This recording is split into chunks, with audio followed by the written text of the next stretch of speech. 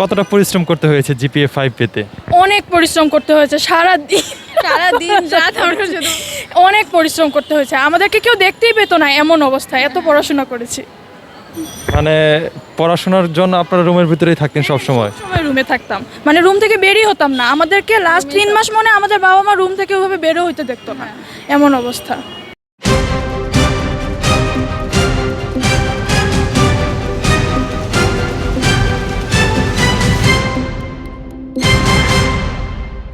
আপনি গত 3 মাস অনেক পরিশ্রম করেছেন, বিশেষ করে রুম থেকে বেরিয়ে হন না।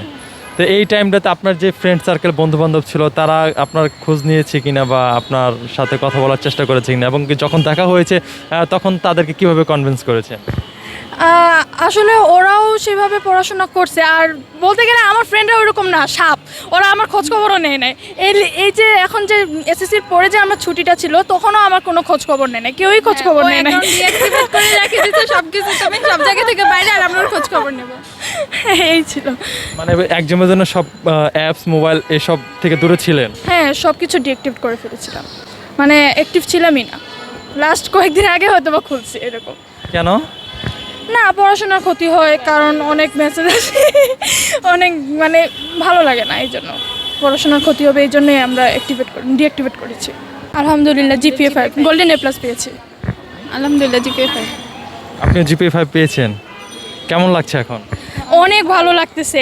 এত টেনশনে ছিলাম, বাট এখন অনেক ভালো লাগতেছে। হ্যাঁ, আলহামদুলিল্লাহ অনেক ভালো রেজাল্ট হয়েছে, যেরকম পরিশ্রম করেছি সেরকম রেজাল্ট পেয়েছি।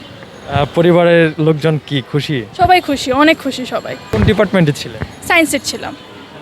জি জি। আপনাদের ডিপার্টমেন্টে কতজন ছিল? 1973 সামথিং, আমি ঠিকভাবে বলতে পারতেছি না নাম্বারটা কতজন ছিল। আচ্ছা, এই রেজাল্টের পাশাপাশি আজকে বিশ্ব মা দিবস, মাকে কতটা ভালোবাসে? মাকে অনেক ভালোবাসি, এটা অনেক। হ্যাঁ, এটা হ্যাঁ, ভাষায় বলার মতো না, অনেক ভালোবাসি। মারা অনেক পরিশ্রম করে সন্তানদের জন্য। তো এমন কোনো বিষয় আছে, ঘটনা আছে যে কথা বারবার মার কথা মনে করিয়ে দেয় আপনাকে? না, এরকম কোনো ঘটনা নেই। না না না না। আপনার এই সাকসেসের পিছনে আপনার মায়ের ভূমিকা কতটুকু? অনেক ছিল। আমার মা বলতে গেলে অনেক ছিল, কারণ কোচিংয়ে যাওয়া থেকে শুরু করে স্কুল সব জায়গায় আম্মু নিয়ে যাওয়া আসা করতো, মানে অনেক পরিশ্রম। আমার যেরকম পরিশ্রম ছিল, আমার আম্মুরও সেরকম পরিশ্রম ছিল।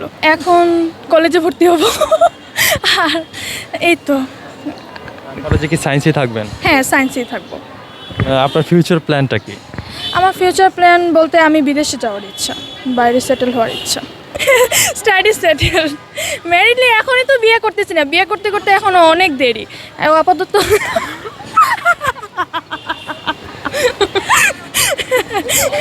ভাইরাল হয়ে যাবো, এটাই।